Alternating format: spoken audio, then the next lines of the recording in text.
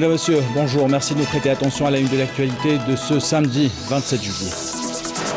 Le chef de l'État, Abdelkader Ben Salah, est arrivé à Tunis pour assister aux obsèques du président tunisien Béji Caïd Essebsi. Les images dans ce journal. Nous écouterons également l'allocution du chef de l'État, Abdelkader Ben Salah.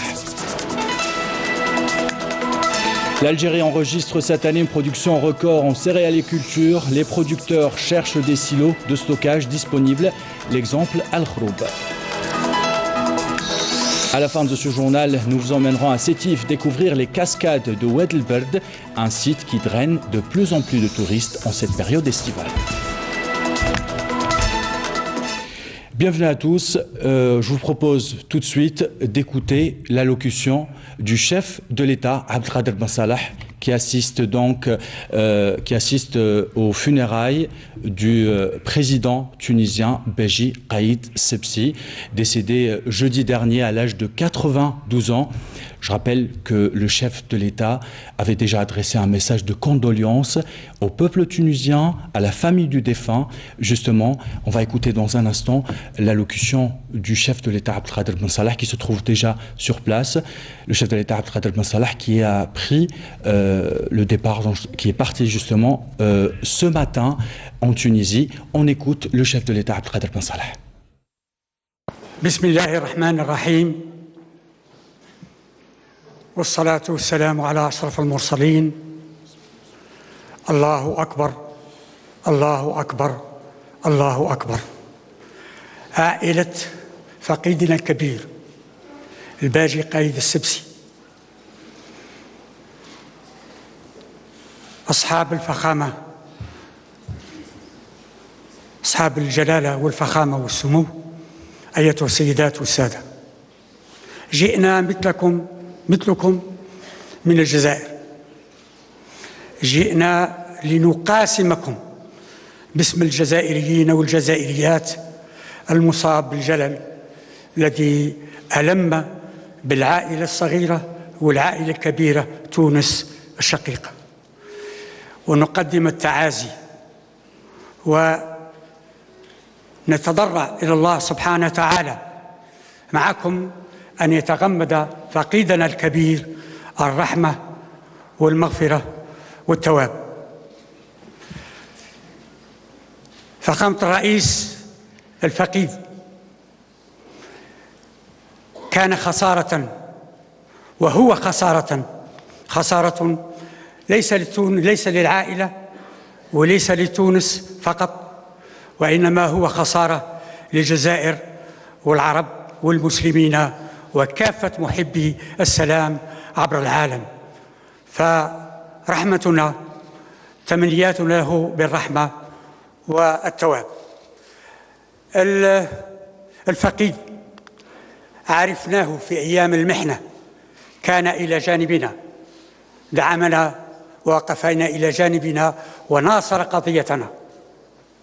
عرفناه بعد الاستقلال، وكان دائما من الذين هندسوا وعملوا من أجل تمتين العلاقات الثنائية ما بين بلدينا. الفقيد ربطتني به صلة قديمة، كان آخرها بعد خروجه من المستشفى. تبادلنا وجهة النظر حول قضايانا المشتركة، ووجدت فيه ذلك الرجل الحريص على معرفة أدق الدقائق وتبادل وجهات النظر حول أبسط المسائل. هذا هو الرجل الذي عرفناه، رجل مدافع عن الحق، عن العدالة، رجل عامل على بناء وطنه والدفاع عنه. لهذا نحن في هذا اليوم الجلل نقف وكلنا احترام وتقدير، نقف لكي نترحم عليه، ونتمنى للعائلة وللشعب التونسي الصبر لتجاوز هذا الامتحان ليس غير البسيط. ولكن أنا متيأ خاصة وأن فقيدنا الكبير يغادر تونس ويغادرنا في وقت دقيق تعرفه تونس الشقيقة. Le chef de l'État, justement, était accompagné du ministre des Affaires étrangères, Sabri Bourgadoum. Ils assistent donc aux funérailles du défunt Beji Qaïd Sebsi, décédé jeudi dernier. Abdelkader Ben Salah participe aux côtés de plusieurs chefs d'État, ainsi que plusieurs dirigeants et représentants d'organisations régionales et internationales.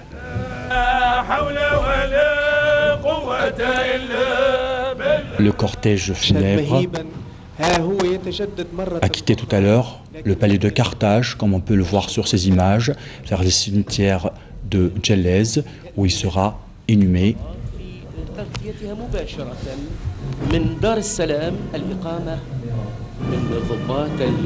Pour rappel, le chef de l'État, Abdelkader Ben Salah, avait adressé un message de condoléances au gouvernement tunisien et à la famille du défunt, dans lequel il a salué le parcours du président Beji Qaïd Sebsi, son militantisme dans les mouvements tunisiens et maghrébins de libération, et ses efforts aussi dans l'édification de son pays après l'indépendance.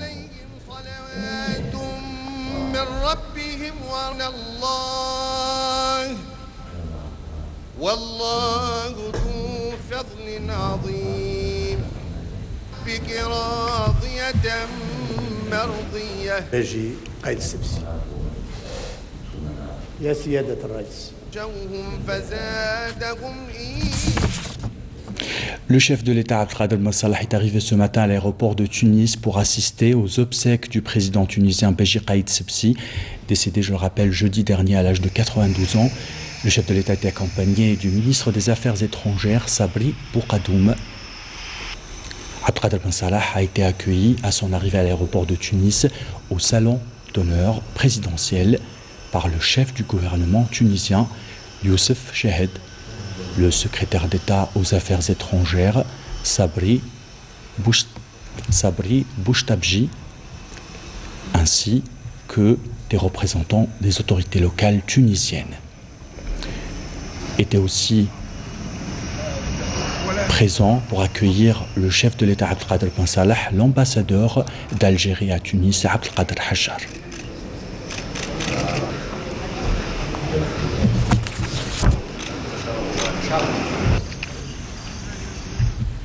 Pour rappel, le chef de l'État Abdelkader Ben Salah a quitté l'aéroport d'Alger à destination de Tunis pour assister aux funérailles du président Beji Qaïd Sebsi, décédé donc jeudi à l'âge de 92 ans.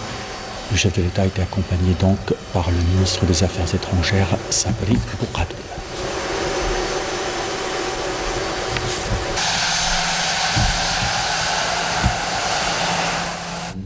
Dans l'actualité de ce samedi, hier soir, un accident de la circulation de la route nationale 46 a fait 16 blessés et 4 dans un état grave. L'accident a eu lieu dans la commune de Jbel Messaad, dans la wilaya de Msila.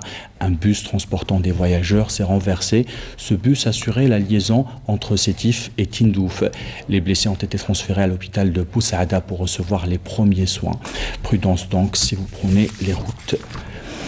Dans l'actualité de ce samedi aussi, le ministère de l'Agriculture et du Développement rural et de la Pêche organise une conférence nationale sur le développement de la filière céréalière au Centre international des conférences Abdelatif Rahal. Nous reviendrons sur cette information avec des images dans nos prochaines éditions. Toujours en rapport avec l'agriculture, l'Algérie a enregistré cette année une production record dans la céréaliculture, une bonne nouvelle qui s'est vite transformée en casse-tête pour les producteurs qui peinent à trouver des silos de stockage pour stocker leur production. Avec les nouveaux silos, la wilaya de Constantine compte 15 points de stockage, mais cela reste insuffisant. L'exemple Al-Khroub avec Amel Bouakba. À Constantine, la campagne de récolte céréalière pour cette saison est en voie d'achèvement, avec une production record attendue de plus de 2 500 000 quintaux. Mais comme chaque année, le stockage et le conditionnement de la production posent problème. Car malgré la réception de nouveaux silos de stockage, à l'exemple de ceux d'Al-Khroub, les agriculteurs éprouvent les pires difficultés pour stocker leurs récoltes. En application des instructions du ministre de l'Agriculture, cette coopérative a été renforcée par des moyens supplémentaires tels que des camions mobilisés pour la collecte de la production. Nous avons enregistré jusqu'à maintenant 1 700 000 quintaux, dont près de 40% ont été transférés aux wilayas avoisinantes. Il y a 3 ans de cela, la capacité de stockage ne dépassait pas les 300 000 quintaux. Une situation contraignante pour les agriculteurs, obligés de veiller toute la nuit afin de déstocker leur production. Mais avec la réception de la nouvelle structure de stockage, la pression a quelque peu baissé. Dieu merci, il y a moins de pression. On arrive à décharger la marchandise en 45 secondes. Tout fonctionne bien. Les responsables veillent à cela. Les agriculteurs sont soutenus par des équipements et des moissonneuses-batteuses. Mais cela reste insuffisant. Cette structure de stockage ne suffit pas, car elle couvre toute la région Est. Il faudrait renforcer les capacités de stockage.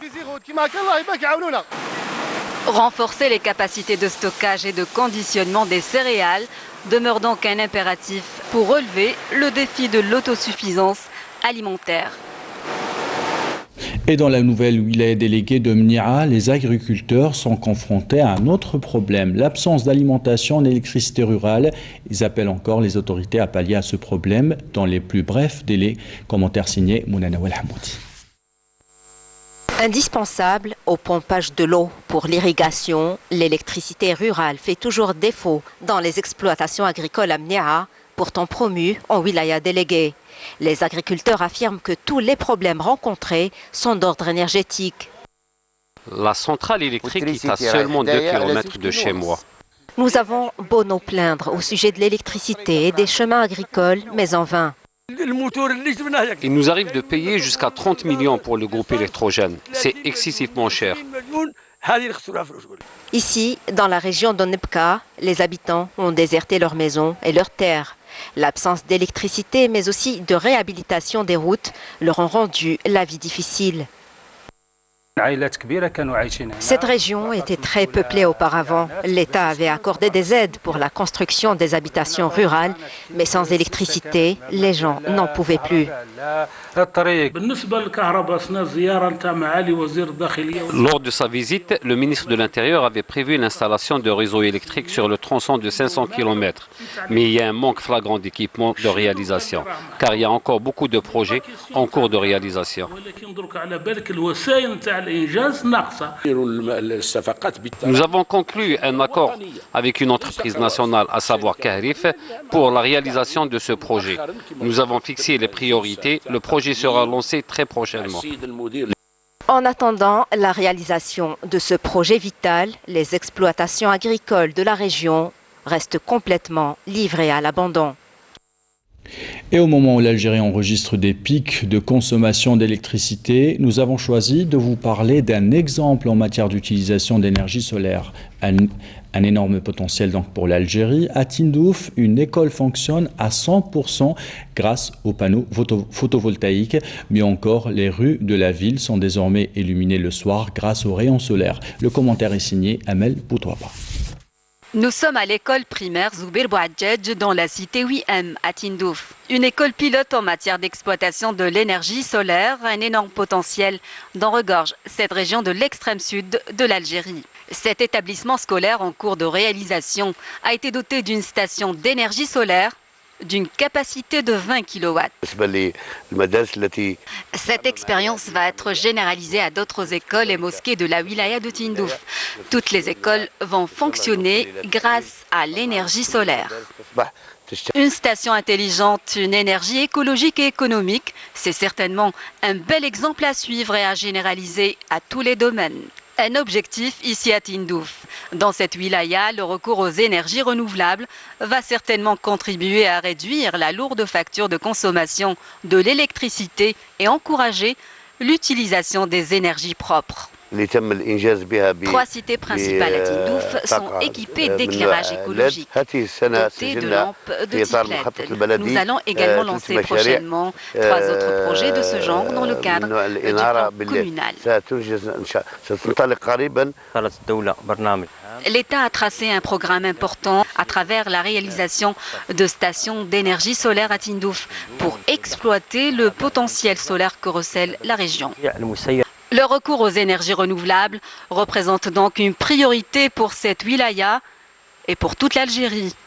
Une manière de préserver l'énergie conventionnelle, mais aussi de préserver l'environnement. Un commentaire signé Amel Bouarba. Destination Mostaganem. La ville aura bientôt son tramway. Le projet a été lancé en 2013. Il sera réceptionné en 2020. Il va faciliter le déplacement des habitants de Mostaganem et contribuer à désengorger plusieurs axes de la ville. Le reportage sur place de Saïda Mayouf. Il s'agit là du chantier du tramway de Mostaganem, le 3e à l'ouest du pays après celui d'Oran et de Sidi Bel Abbès.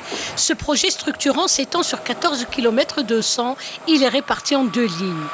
Au niveau du bâtiment secondaire de maintenance, les travaux sont à hauteur de 70%. La pose des rails et des poteaux étant presque achevée.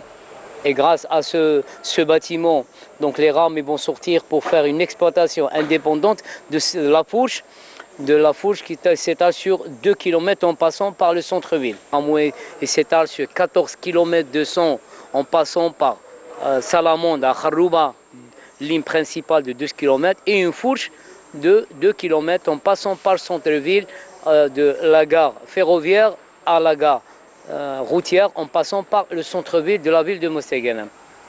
Nous nous rendons au PHT, le poste de haute tension, dans la cité 5 juillet, à proximité de la RN 23. Un poste d'alimentation électrique à même d'assurer au tramway une indépendance en matière d'énergie. Cette alimentation est à 60 000 à travers la GRTE. En rentrant à ces postes et avec ces installations, on sort avec tout ce poste, les groupes de transformateurs, on arrive à alimenter le tramway à 750 courants continus.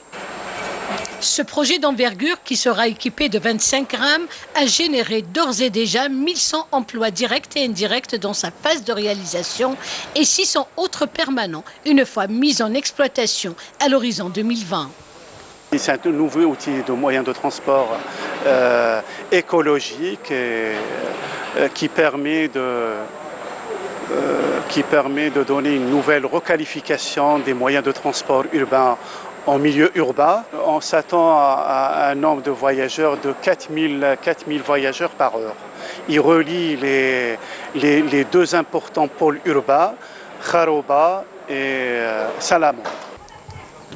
Ces 4000 voyageurs heure auront accès à un nouveau mode de transport confortable, propre et performant qui conférera à la ville une vision esthétique de par les aménagements que susciteront les 24 stations qui seront implantées le long du parcours du tramway.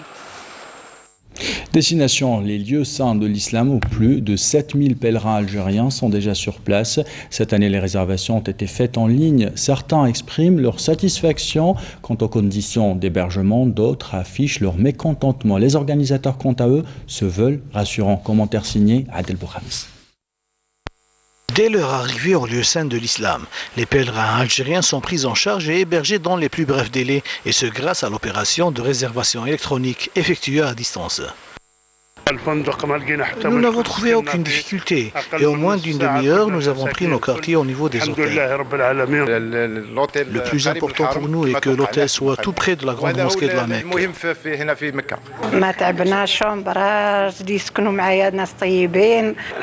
L'opération se déroule en toute fluidité. Il n'y a pas de rush. Les bus arrivent un par un, ce qui nous a permis de mieux servir nos hadjis. Si l'opération d'hébergement s'est effectuée dans de bonnes conditions, certains de nos pèlerins ont tenu à émettre des réserves.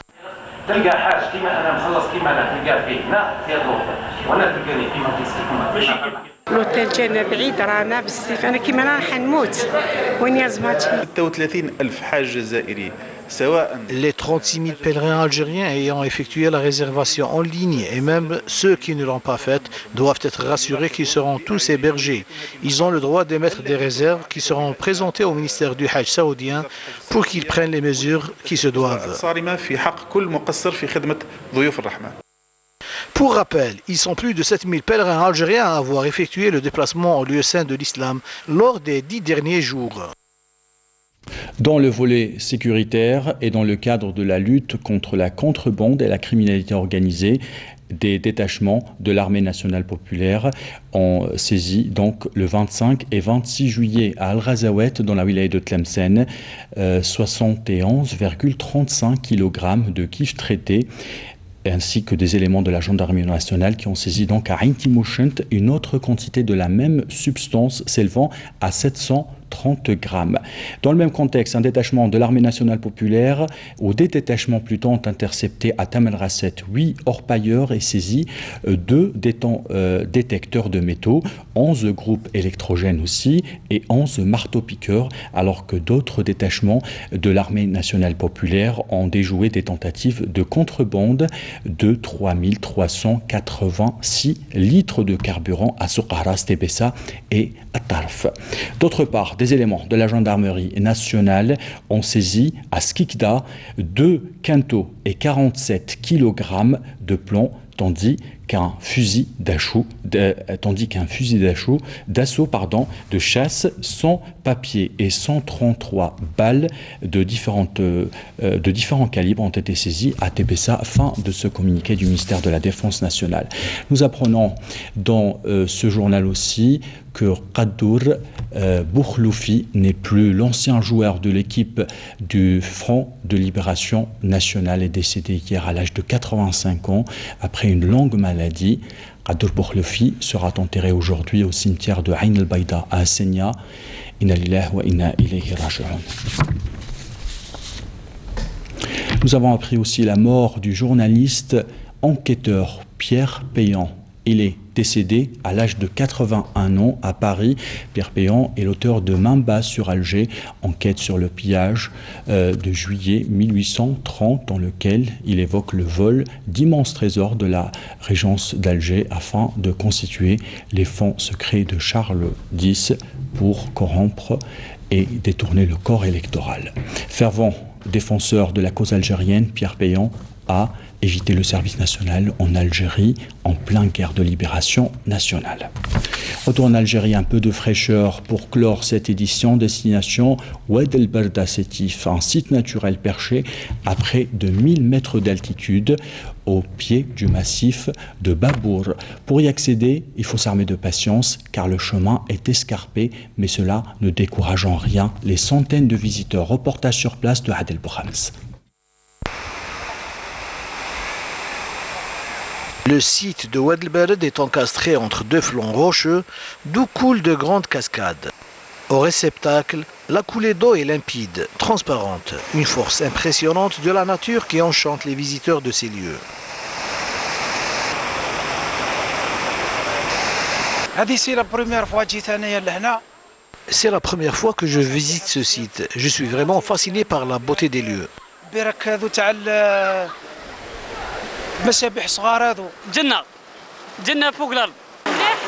Nous sommes des habitués de ce site qui a beaucoup de potentialités naturelles. Mais pour y accéder, c'est un véritable parcours du combattant qu'il faut mener à cause de la dégradation de la chaussée qui a dissuadé les opérateurs touristiques et les transporteurs, laissant place au petit commerce informel au risque de bidonvilliser le site.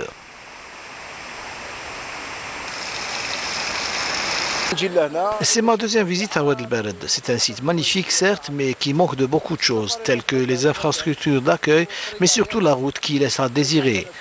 C'est une hantise pour les automobilistes.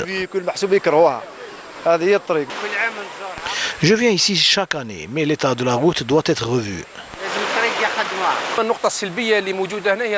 Il y a lieu d'alerter qui de droit sur l'état de la route menant aux cascades de Oued El Barda.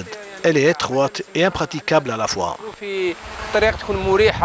Consciente de l'intérêt touristique du site et de son importance stratégique comme créateur de richesses et d'emplois, la municipalité tente de remédier à la situation en dotant ce lieu de toutes les commodités nécessaires.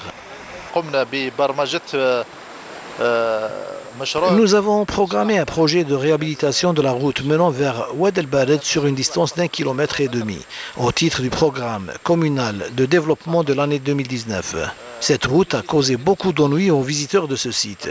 Nous avons même mis en place un dallo afin de permettre aux automobilistes d'emprunter une autre route en quittant ce site. Dans ce même contexte, je lance un appel aux autorités locales de tenir en compte l'importance de la réhabilitation de la route menant de Oued El Bared vers Babor, car du côté opposé, les travaux sont déjà en cours pour la réhabilitation de près de 2 km. Pour ce qui est de l'hébergement, nous avons sollicité les domaines pour l'attribution des locaux qui ne sont pas en service dans la région, afin d'en faire une auberge. Je pense qu'une fois la route réhabilitée et dès que le climat d'investissement sera favorable, les investisseurs viendront d'eux-mêmes. Nous n'avons aucun problème à leur offrir le cadre idéal pour investir. Bien au contraire, nous souhaitons bien voir cette région dotée ne serait-ce que d'un petit hôtel. يبقى كي يلقى الطريق مخدومه ويلقى الامور هذه هما يقدروا يستثمروا وحدهم لما لا فندق ولو صغير في المنطقه. En attendant des jours meilleurs, les estivants profitent de ces moments de joie que leur offre Dame Nature à Oued El Bared. Avec ces images toutes fraîches de Oued El Bared, nous arrivons à la fin de ce journal. L'équipe de la rédaction qui l'a préparé vous remercie de l'avoir suivi. Tout de suite, un point complet météo avec Friel Chir. En bas de votre écran, les adresses web pour les replays de nos programmes. J'aurai le plaisir de vous retrouver à 19h. Belle journée à tous.